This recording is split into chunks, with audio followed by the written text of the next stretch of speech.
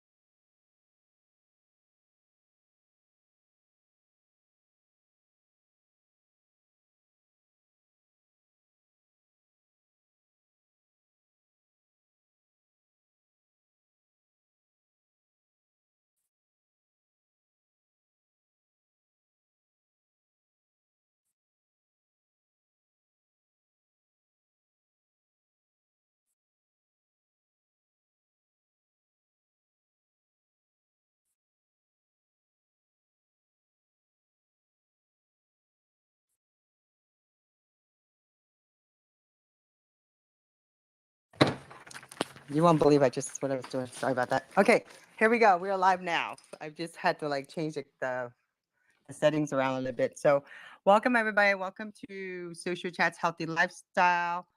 This is Tonya Scholz. I'm streaming today with my co-host Lynne.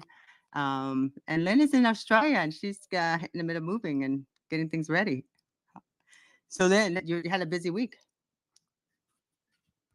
Yeah, yeah. It tends to be busy with we've had two back-to-back public holidays. So the week before last was Easter weekend, which we have 4 days off. We have Friday, Saturday, Sunday, Monday. And then the following week, which was this weekend, we had Anzac Day. So which is honouring our veterans, and it's a yearly celebration where we have a dawn service. And so I was up like at 4:30 a.m. riding my push bike up in the dark to the service because it's just up the road. You can't really get parking close, so it's usually 20 or 30,000 people turned up because we haven't had it for the last 3 years with the pandemic. So it's quite emotional. And it's right near the beach.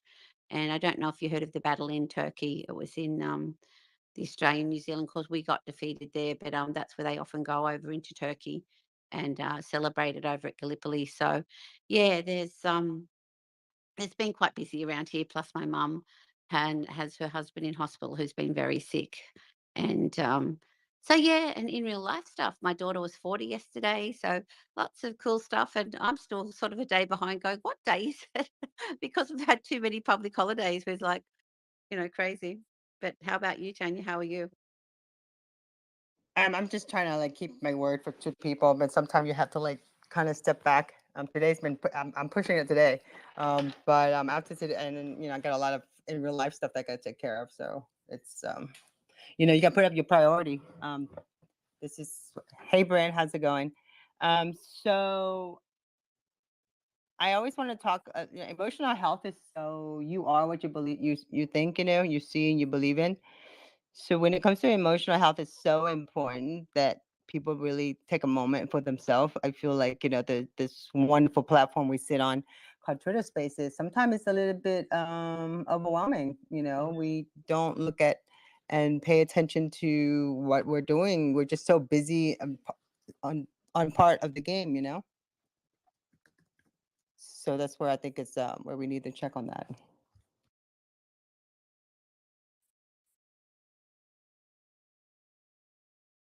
Elizabeth's here too. Hi, Elizabeth. Yeah, Uh, sorry, Tonya. I was just trying to retweet.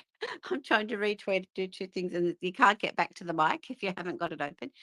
Yeah, absolutely. I totally agree. In real life, it has become a little bit backseat in a lot of ways for a lot of people, especially in some of the circles that I've been online with in the NFT space and the crypto space. At times, you feel like you're going to miss out if you don't be online all the time. And I've been really encouraging a lot of the listeners and spaces that I've been into, take a minimum of 1 day off. I'd like to see people take 2 day off. When we grew up, the weekend was always precious. You always had the weekend off.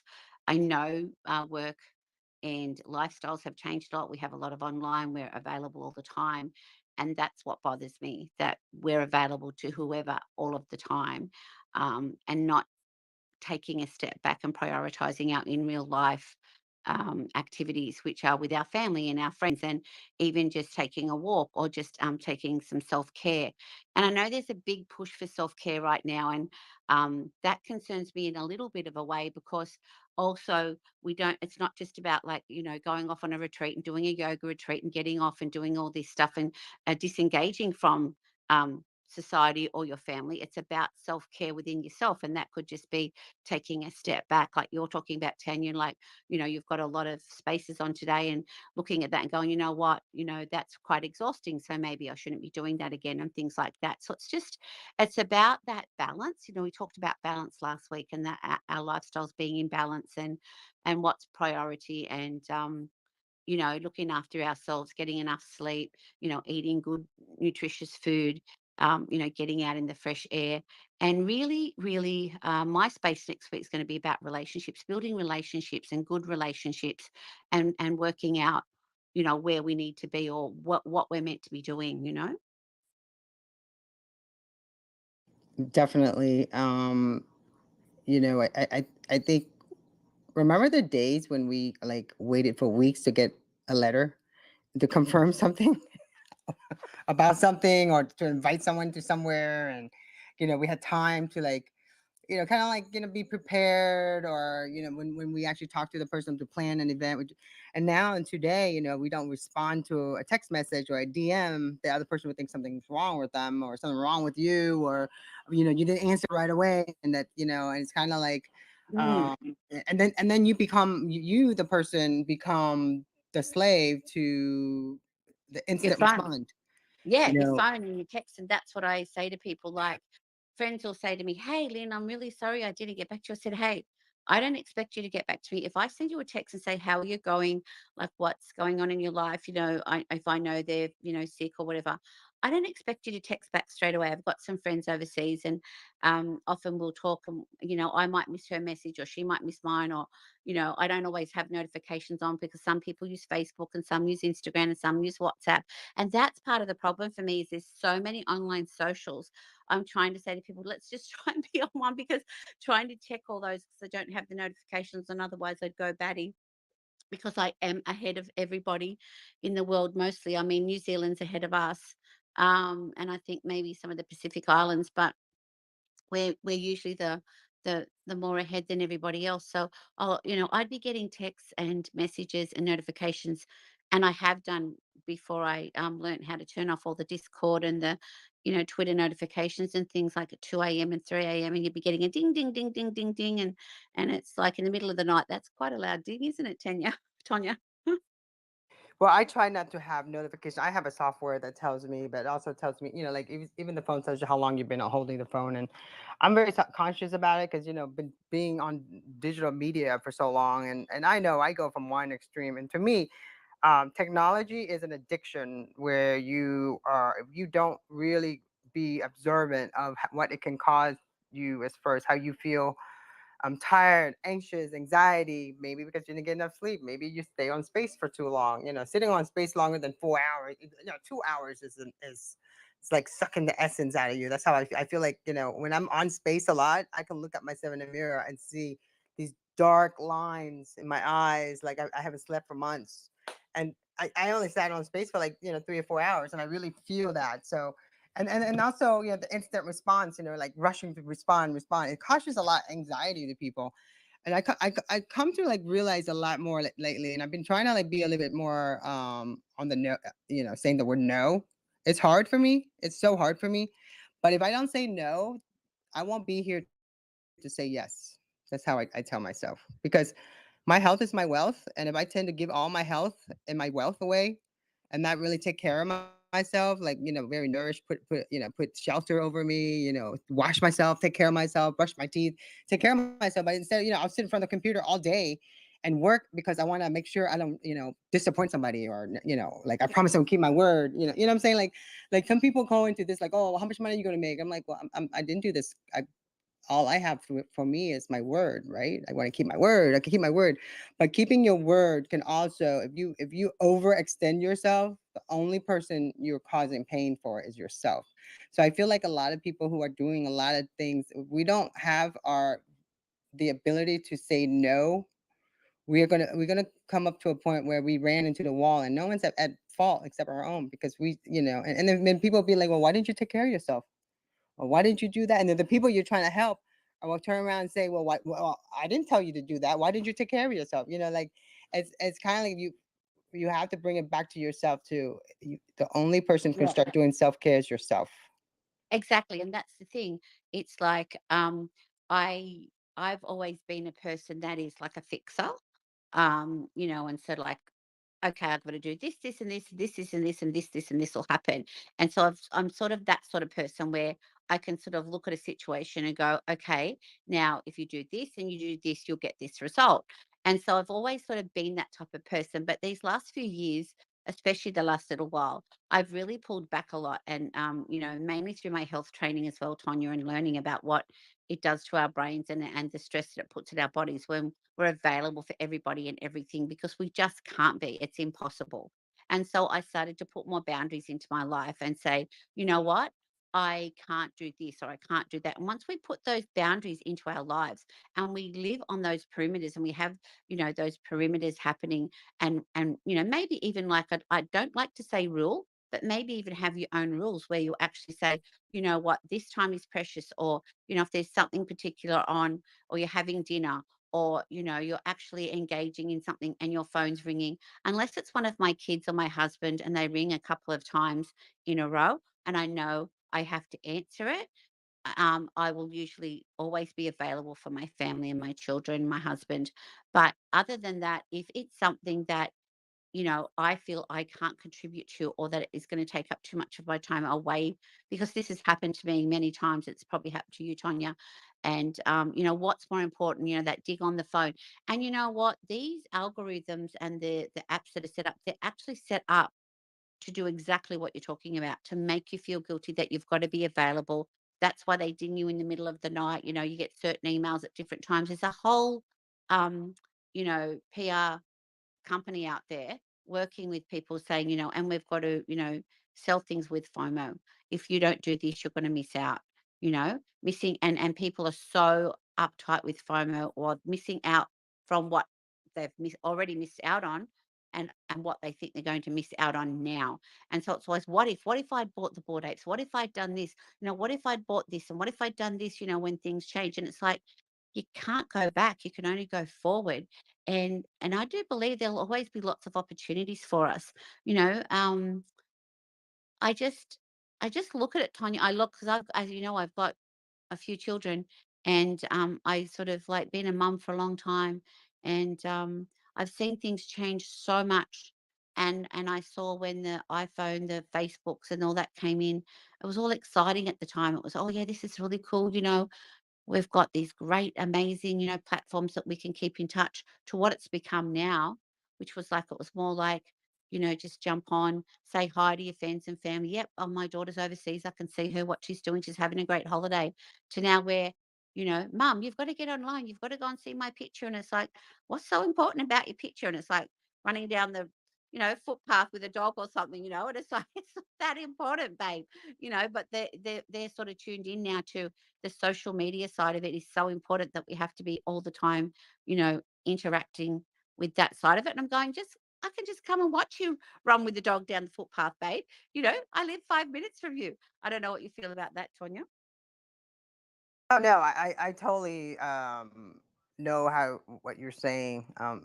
Fortunately, my kid was raised in social media, so does not want nothing to do with it because he was around it pretty much at a very young age.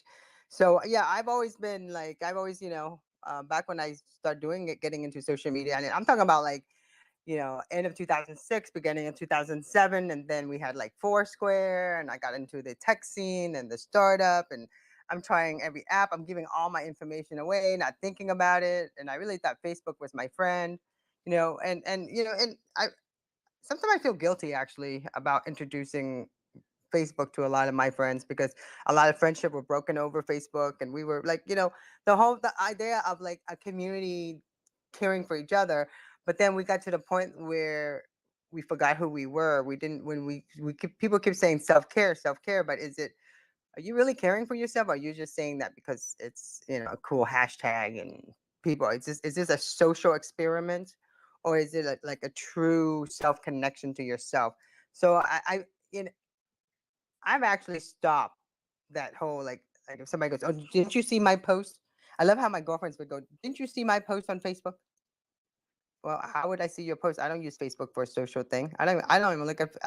I mean, maybe if I have time, I'll look at my family's pictures, my cousins, people I haven't seen, across the world. But I really don't sit and look at or even talk to my family. I tell even my siblings mark themselves as my sibling, and I tell them, don't do that. I don't want people to know you're my sibling. I don't want people to know that you were related. I don't know why, because I'm just paranoid about cybersecurity and all the other things. I don't even let my kid put down that I'm his mom. So I guess it's depending on how long you've been in social network I think there's like a cycle, like a step, like in the beginning when you just want to be friends with everybody, you think it's all great.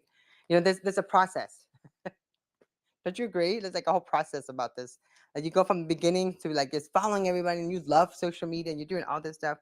And then when you come to realize all this posting and all this like constant trying to make sure your family sees whatever you're showing, what it does is you become the slave to the social sharing aspect of it. The way it's designed, Tanya, I believe, like, Of whoever, course. it's definitely invented that way. And like you said, exactly what you said. It was exciting when it first started. I was never a real big social media person. I have a much bigger following on Twitter than what I've ever had on the other socials because I really just was. It was really like when my daughter went overseas when she was 18 and she went over to England for on a visa, and I think it was MySpace that might have first came out before Facebook, because I am that little bit older. So I'm sort of like, and she introduced me to the kids started introducing me to that, and I had very strict rules around internet and all that sort of stuff. Anyway, I didn't really like it because I could see that it was taking up a little bit too much of the kids' time, but it was sort of exciting because I could actually keep up with her, and she could. I don't know whether in the beginning with MySpace, whether you could actually do the chatting like you could, and with Facebook early on, I'm pretty sure it wasn't like it is now where you had your messenger and all that.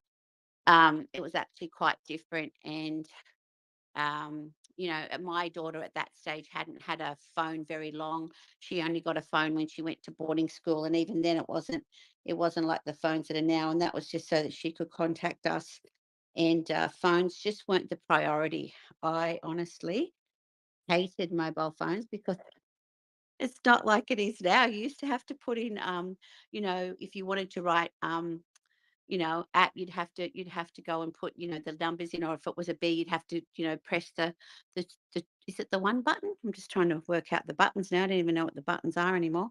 Yeah, it's the two button. Yeah, A is on two. So the A, B, C and what they're on. And so you'd have to go through all the letters, and I'd be like, it'd take me like so long to do a message. I'd be like, I cannot get this. And my daughter's getting frustrated with me because she say, Mum, and I'm saying, I can't work it. So that was the main reason for me getting into it in the beginning, was just so that I could keep in touch with her. And it was like a way that if she posted a picture or it was there for me and I could see that. And I liked that because, it's a long way away when your children are so far away. Like that is 20, 24 hours on an aeroplane for us. The time differences. It was really great to be able to keep in touch with her on that level. To what it's become now is like you said, Tonya, and like I said, I mean, I know my girls now. They'll often have a social media break, and I like you said, I don't use Facebook hardly ever because what's happened now is there's so many ads, and what it was invented for, or what I believe for myself, to maybe keep in touch with friends and family who aren't in your vicinity, or whether they're overseas with some overseas friends that I've met. I don't even get to see them anymore. Like even on Twitter, I have to search for the people that I want to find. I have to search for you all the time. I don't get that. I don't even get, like, I have notifications turned on, but I have them on silent, so I don't get the ping. But the little numbers will come up to say that I've got the little and anyway. Sorry, I'm just going to turn on do not disturb because I just tried to get a phone call and my husband's trying to call me. Yeah, my phone. People know like I'm doing stuff, and like at this time, I'm like, why are they texting I me at this forgot. I time? forgot to put on. My Eh, husband would have forgotten because we are still actually thinking it's Wednesday, Tonya, instead of Thursday. yeah, it's Wednesday for Wednesday me, for so you. It's Thursday for me, but we're all, I'm it still doesn't thinking. matter. It's a matter of mind, right? We're on the same wavelength.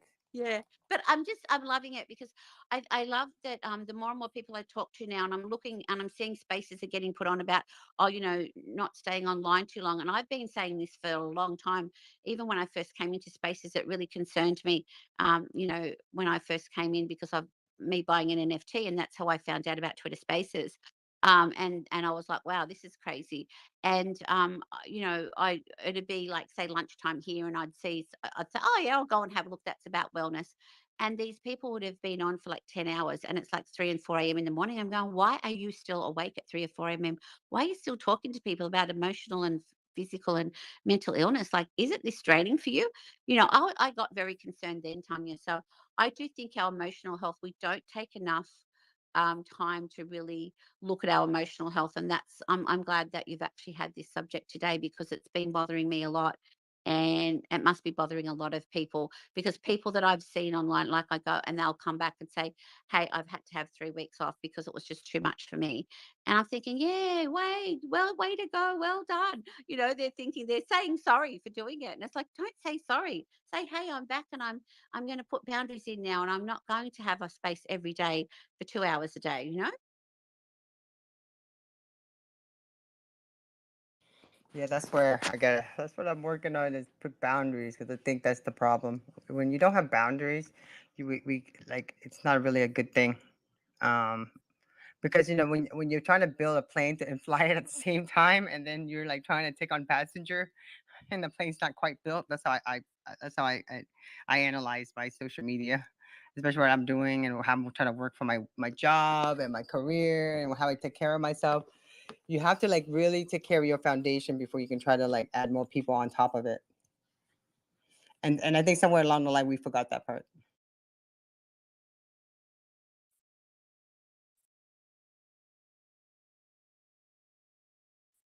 But I was looking at some of the emotional wellness goal, and I thought it was kind of interesting. So, like one post, I'm going to share it out to everyone. But there was this one where, like, what are the goals of emotional wellness? And when you talk to that to a lot of people, emotional wellness, people be like, "What does that mean?"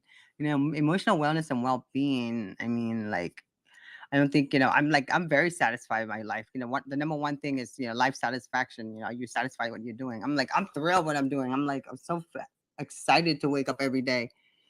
But then, when you say that to some people, have you noticed some people be like, "Ugh, I barely could get out of bed today. You know, have you noticed that to a lot of people? And then you kind of like, well, why did they really, and then they wonder why they're not really happy because they really don't want to get out of bed. Yeah, exactly. Because sometimes, we get to that point. Even this morning, I woke up with a little bit of a headache, and I actually didn't have any coffee at all yesterday. And I'm thinking, I wonder if that's traced back to coffee, because sometimes it is about the substances that we have. And I'm not really addicted to coffee. I was more of a tea person, but I often, when my body starts to, have headaches, and and pains and things, I often look back and go, okay, what's going on with my body? I try and look at what I've been doing, what I've been eating. If I've got a bit of a twinge in my back at the moment, so I'm going to see the chiropractor in a couple of hours. And I went last week and he said to me, "Oh, it's very tight there." And I said, "Yeah, like I don't think I've done anything to it. Like, it's just been that we've had a lot of rain and I haven't been able to ride my push bike as much, and probably just, a lot of stress with my mum and my stepdad." And he said, "Yeah, sometimes it just sort of creeps up onto you." And we're having a little chat about this whole subject. And I asked him, would he actually do an interview with me and have a chat? And he has agreed, because I really love chiropractic care. It makes sense to me. And when our body's not aligned, it's about the spine being aligned. And so when the spine's aligned and all the veins and all the nerve endings and things that come from our spine, which is our backbone, if that's not aligned, then it can cause headaches and it can cause all sorts of things. But today, I'm sitting here just having my first cup of tea, and I don't take medication. I'll usually use peppermint oil or something, but I try water first, Tonya. But I always think, I got good sleep? So I'm thinking, was it the coffee yesterday, or is it just that I've woken up with a headache?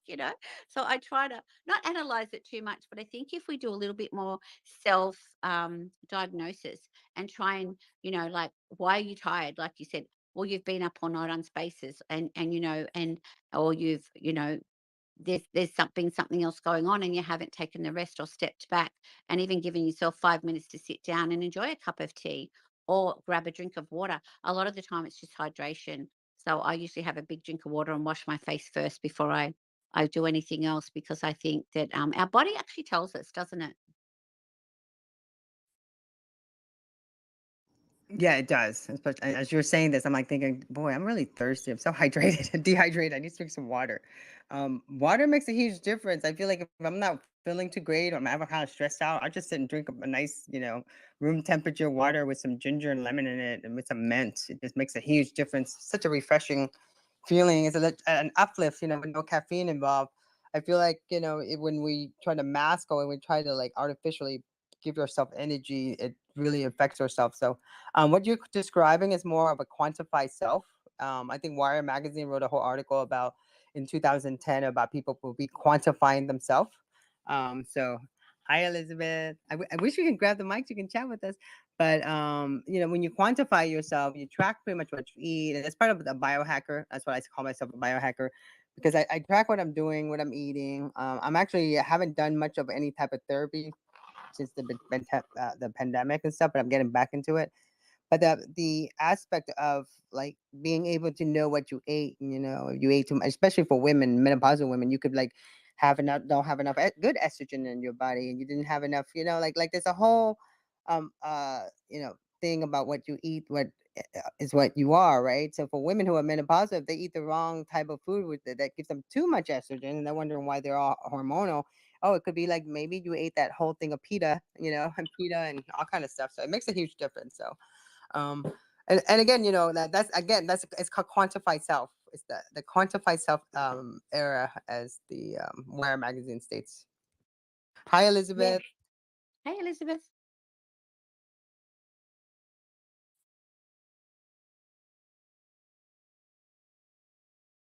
Hopefully Elizabeth can has got the mic.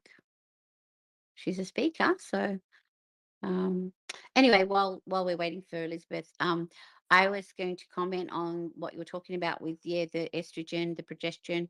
I often with the where men actually don't eat the right foods, and that, they get their tummies and they get their little boobies and things, and that is because they're not eating the right diets, and then they're losing their libido, and they're actually like getting too much, progesterone or estrogen. Sorry, I've probably got it mixed up, but that is why they get those shapes, because they're actually not getting or nutritioning their bodies properly.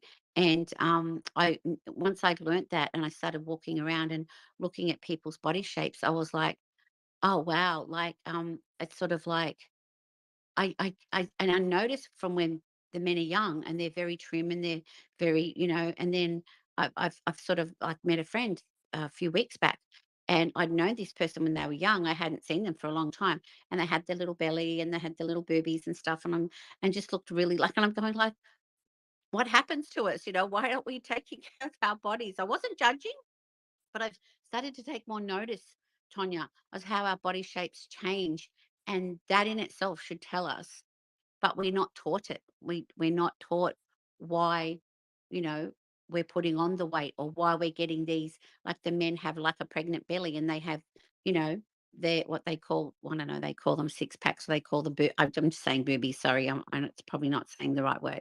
But yeah, I'd like to But hear you what sound so cute saying it though.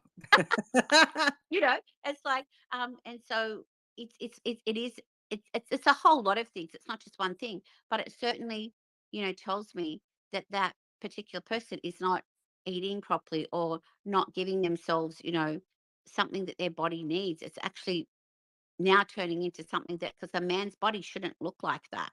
You know, we shouldn't have men with these big, they call them beer bellies in Australia. So I'm not judging. I'm just, it puts a lot of strain on your body, and it's not healthy for us. And yeah, so I observe a lot. I'm a bit of an observer, and I just look and I watch and I see, and I look at people's eyes and I go, you know what?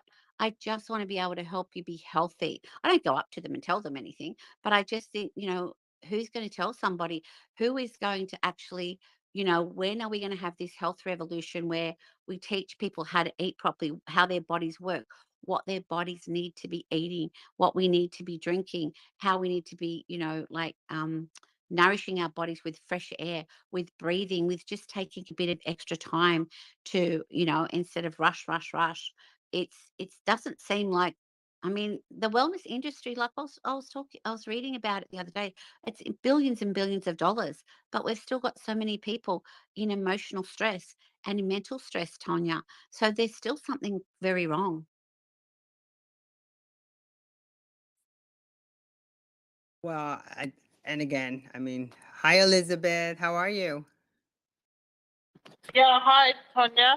That was very interesting, Lynn. And I agree. We definitely don't teach, like a lot about, um, what to eat and other stuff there. Like, yeah, it's kind of brushed across and other things are not taught. So, yeah, thanks for sharing that. That's really useful. Yeah, And hi. yeah, yeah. Hi, nice to meet you. Where are you from, Elizabeth? I am based in Brisbane, in Queensland. I thought you were an Aussie. I thought that's an Aussie accent. Yeah, it's great that Tonya's found another Australian on Twitter Spaces. There's not many that pop up No, there's not, in is Twitter there? Spaces. We're far and few Um, and in between. I find yeah, that, especially in this space, Elizabeth. And yeah, I was just having a look at your bio as well. And yeah, as soon as I heard your voice, I thought, there's another Aussie. Woohoo. Well done. So, ocean engineer, foodie, tech, leadership. Wow, you've got a great bio there.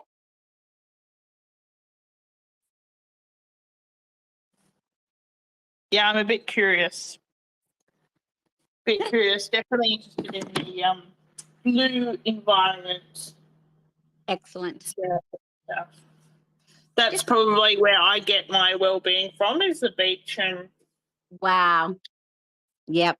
I live yeah, near the beach. I just live, I'm in Newcastle in New South Wales. I don't know if you know Newcastle. It's just north of Sydney, about 2 hours drive on the coast. Love Queensland, been to Queensland many times, got a brother in Townsville, auntie on the Gold Coast. But yeah, I ride my push bike up to the ocean. I'm actually go out my front door, and it's just a minute walk up to the harbour, and then it comes into the Newcastle beach. And so we ride our push bikes, and the ocean is my happy place. We often go up there, my husband and I, and pray, and we'll just sit the ocean, the fresh air. With During the pandemic, we didn't have a lot of stuff going on here, although recently we did. But I said to my husband, just get everyone up to the beach. Let us just all breathe that beautiful fresh air and sit at the ocean and just chill out. And I reckon we'll be all good. But getting back to what you were saying, Elizabeth, about I think there's a lot of information out there there's the newest diet, there's the newest, keto diet or paleo diet, or, there's this new exercise regimen, and I've even done it myself where I've thought, oh, let me try this, and it's like this. If you ever try something, you'll usually fail. You've got to do things, but we're not looking at people's body shapes. We're not looking at what individuality, that you're a bio individual, and what suits you, Elizabeth, may not necessarily suit me. My young daughter, she's actually been struggling a lot with her. I think it's sort of like a bit of IBS. She's very anxious. She gets a lot of bloating. It doesn't matter what she eats. And I've been trying to work with her. And of course, a 24-year-old, they know everything. So she's like, oh, Mum, no, it's not this, it's not that. She actually rang me last night. She said, Mum, I've actually started a food diary. Because I've been trying to get her to say, like, be really conscious of what you eat. Well, it doesn't matter what it is, Mum. Everything just makes me, bloated. And I'm going, okay, but I want, if you could just do that. Anyway, she's been resisting because, it's like, no, it's not this. And she does her Mr. Google and looks it all up. And no, it's not this, and it's not this, and it's not that. I think she's been to a naturopath as well. But she's finally starting to write this food diary and starting to see patterns. And I was like, oh, it's like secretly having a tear when she was telling me. I'm saying, oh, that's so good, babe. And she's finally allowing me to send her some stuff. It's like sometimes it's really hard to talk to people about things because they think you don't know anything, or especially mums. I don't know if you guys, sometimes your mum just doesn't know anything. Oh, Mum, you just don't know. It's like, okay. And it's like, it's so funny. But I think what the part of the problem is, we have so much information out there.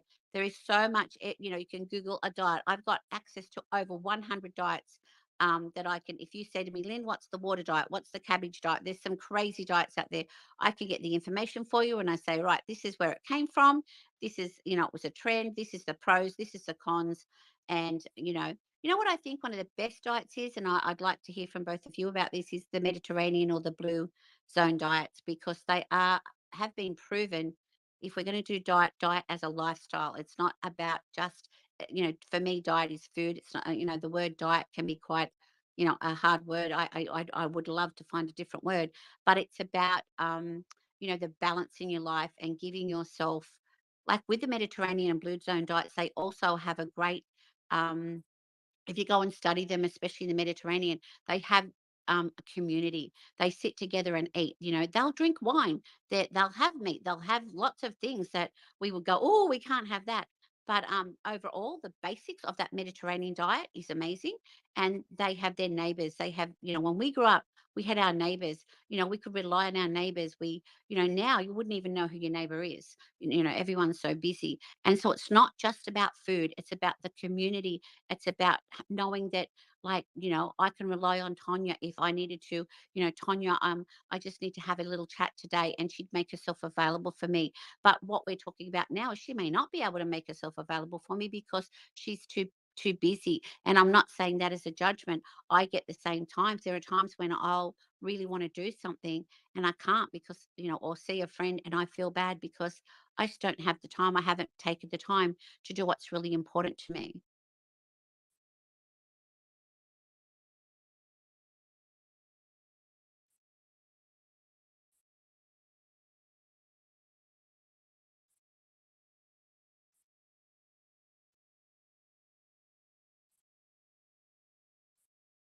We getting rugged or something? That's really interesting. I quite like the Mediterranean diet. And what made me think of when you were talking about this was in the Mediterranean diet, like when you sit down with family and friends over like a lunch, it's a long time that you're eating the food instead of just like, eating in a hurry and just like basically eating because it's a fuel. You're actually like enjoying the food, you're enjoying the company, you're taking some time out. And I think that is special on a number of things. And there are some really good things as to the Mediterranean diet that definitely are really good. Exactly. And fresh stuff as well. Exactly.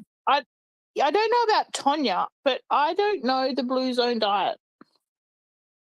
I think the blue zone diet, because someone was talking about it, it's like they eat a lot of they eat like bean sprouts, a lot of like a lot of green. Um, Well, it's there's more like the a whole blue. community around it. Yeah, it's basically what it is. It's probably not a diet. Sorry, there's that they've studied the blue zone, so they've studied the places in, let's say, in the Mediterranean or in China.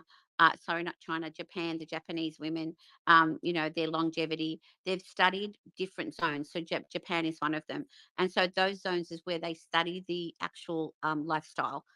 The environment, that what they eat. It's not just about food. So I was just reading the other day. I think they might have, someone's obviously cottoned on and said, let's make it the blue zone diet, but it's basically the Mediterranean diet, Elizabeth. It's very, very similar. Is if you look at what the blue zone. So if you wanted to, I could send you some info on it. I've got a lot of good info on the blue zones, and they. On the flip side of that, they did study a blue zone that one of the healthiest so to speak, towns in one of the states in America. But they had a lot of disease. They were one of the most healthiest as far as eating green juices and doing all the sorts of stuff and all the food, but they had a lot of high stress in their lives. And so it's not necessarily a blue zone, but it was like all the studies done on what people ate, but they had a lot of stress in their life. They had, they weren't in great relationships, or they weren't prepared to change what they were doing as far as their management of their job, or let's say they were, like us, and we're online talking about health. They weren't prepared to not do it, 24/7. And so that was an interesting study. But when you study the blue zone, actual where the blue zones are, and a lot of that is, it's definitely not none in Australia, but it's more European and Japanese, where these communities do what you said. And I actually love it. I actually do the same thing here, where I have all my kids over and we have dinner and we actually chat and we talk, and we might share a wine. I'm not a drinker, but we might share a wine, and we put our phones away, and we eat slowly. Like, that's one of the main things we should be teaching people, is eating slowly. We should be chewing every mouthful 25 to 50 times. Now, if you've got light food, obviously that's not going to work. But, for meat especially, you need to be chewing up to 50 times, because our bodies end up with chunks of food trying to go down our esophagus, down into our stomach. And that's where we can have these problems. But I think it comes back to maybe talking in schools and talking to young people and even young parents, because teaching them. When I grew up, we didn't really have a lot of these problems, because I was at my grandma's knee. She would be home cooking. We didn't have a lot of these the convenience foods. They just weren't there. You had to cook everything. We had local farms, and so I grew up from a different era where I can adapt more, whereas a lot of our young mums, or depending what, where they've grown up, or if there's no fresh food. I know fresh food's becoming a lot less available in lots of different countries. In Australia, Elizabeth, we are very blessed. We have such amazing farms. We have such amazing, biodynamic organic farms, local farms, eating locally. Even just eating from the local farms and eating seasonally is going to help you. I was looking for cabbages yesterday. $10 for a cabbage. And I said to my husband, well, they're not in season, and I'm not paying $10 for a cabbage to eat something that tastes disgusting. Sorry, but you know what I mean? So, yeah, I wonder what you think about that, guys.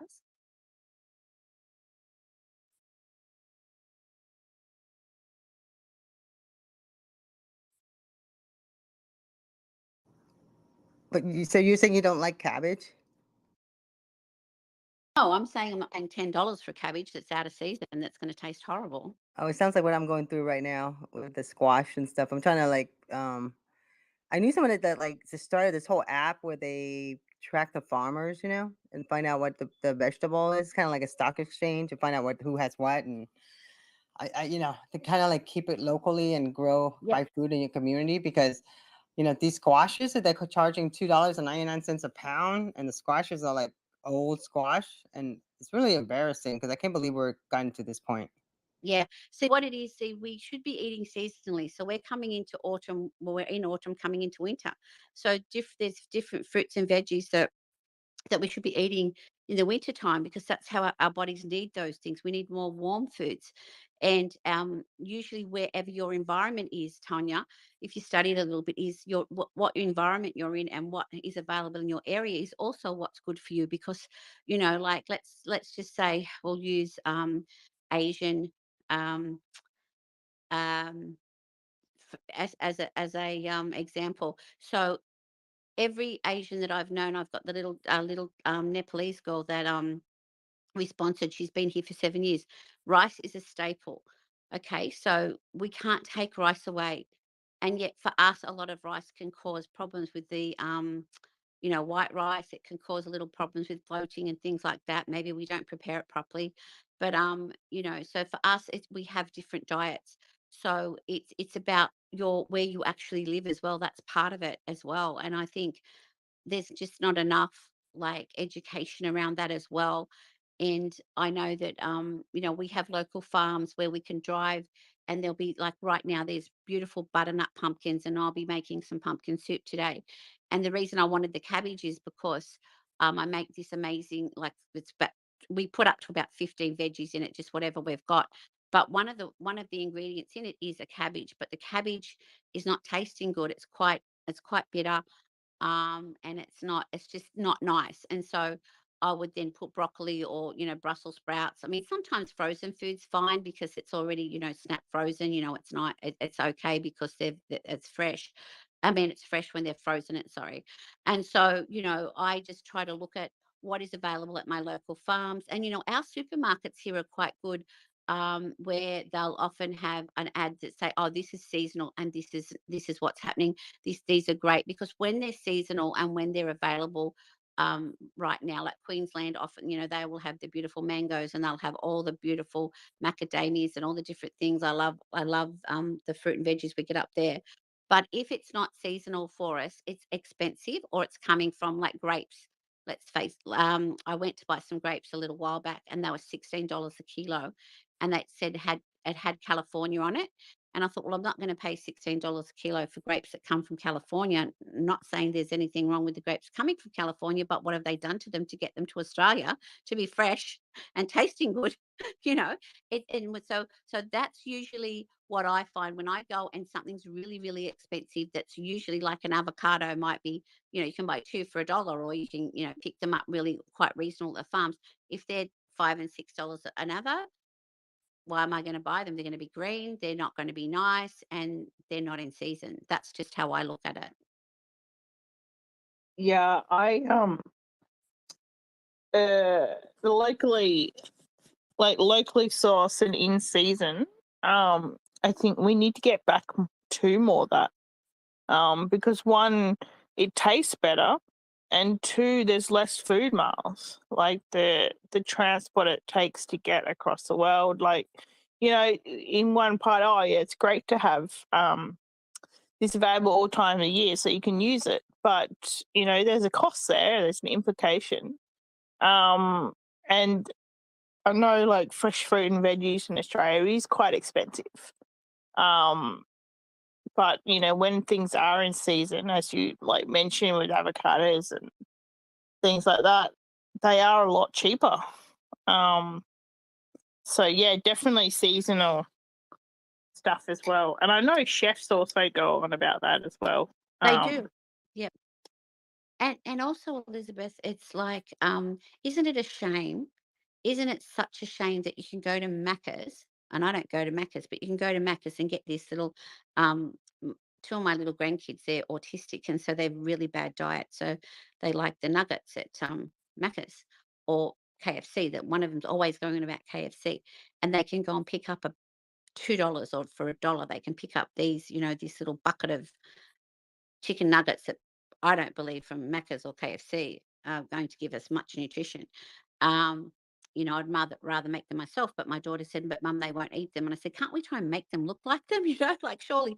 And if you want to buy a salad, you're going to pay $5 or $6 or $10 for salad. It's like this is part of the problem is that fresh fruit and vegetables, good quality fresh fruit and vegetables, are just not.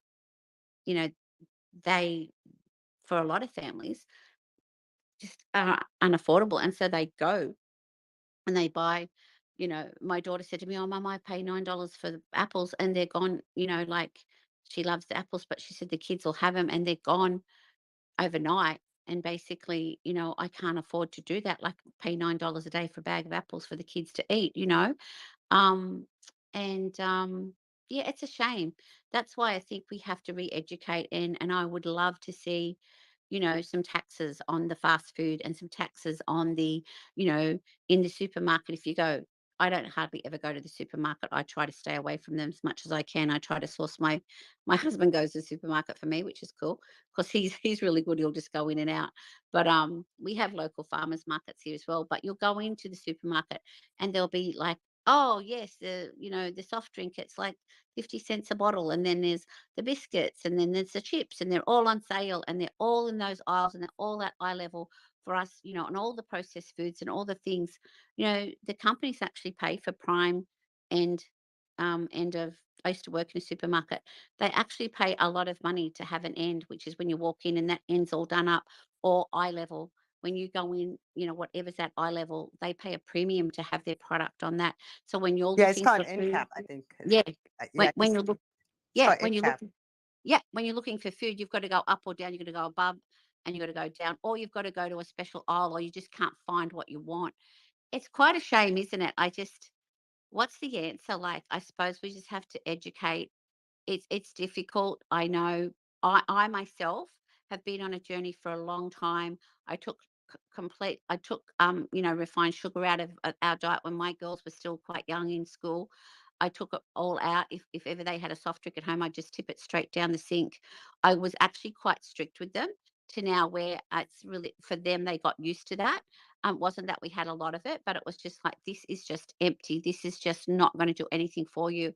Not saying that if down now that they're older, if it's different. Like we have one, we have two, but there's no bottles of soft drink in our fridge. There's no, high sugar. I've learnt to use alternate sugars, but again, it can be quite expensive, and it can be like going on that journey. You go to the health food shop, I go to the big bulk food stores, but not everybody's going to do that. And I think we've just got to start where people are at and give them really simple 3 or 4 ingredient, like recipes. Like I make a pumpkin soup. I put potato in it, and I put sweet potato, and I put some really good stock into it. And that. My mum bought me the pumpkin for $1, so it's only going to cost me a couple of dollars. Another soup that I make, a big veggie soup. I give it to all my kids. They love it. It's just full of just different veggies, tomatoes and Brussels sprouts and beans and onion and all sorts of things. And it turns out it's so delicious. And I think, like you said, Elizabeth, it's about the taste. If we get people back to tasting their food and sitting down and eating it. And, we're talking about emotional health here, and it does help us with our brain power as well. If we've got good nutrition, it helps us to be emotionally stable. If we're sitting there and we're actually having a meal with somebody, with a family, and we've actually had some great conversation and we've just enjoyed the company, how much better do we feel? We come away with this joy in our hearts. We go, wow, that was so amazing. And we may have just had a spaghetti bowl, or we may have just had a pumpkin soup. It didn't have to be down at the restaurant where we, ate the gourmet food. I went with my daughter yesterday. She took me to a restaurant that her friends own. She's actually a barista. And I hadn't been there before. And the food was absolutely amazing. It wasn't overly expensive. And we just, they bought us all these extra things because, they knew her and they didn't charge us for them. And we're going, wow, we've eaten so much food. But you know what? I didn't come away feeling ugly. I didn't come away feeling You like didn't feel eating too much. bloated. Yeah, I didn't feel bloated Have because you noticed how it was, food makes you bloat now? Like even the healthiest well, restaurant makes you bloat. It's the seasoning that they use, I think. that's what my daughter was telling me. And I said, well, she said, Mum, rice, pasta, everything, gluten free. I said, well, babe, look at what the ingredients are and try and find the common ingredient. There's something in it that's affecting you. Yeah, And so, definitely noticing. this But is, you know yeah, what? We have to expensive. shut down this space because I promised to stream Brent Space for Lincoln Cannon at 7 p.m. sharp, and Oh, it's like wow. it's on Sorry, chat. I didn't even realize it's been an hour, Tonya. It's been an Thanks hour. We've been having too much fun over here, Lynn. And Elizabeth, thank you so much for popping in. And like always, anytime you want to come in and chat with us, we're just starting out. We're gearing up. So we'll have some really incredible guests that I'm planning to bring on. One of them is Joe Cross, and we're trying to get him on. He's from Australia. He's the juice guy. That's what he's famous for. But again, thank you very much. And Lynn, Thank I you. will see you soon. And take care, Have Elizabeth. a great day. We'll see Okay, you talk to you soon. later. Yep. Bye. Bye. Yeah, thank you.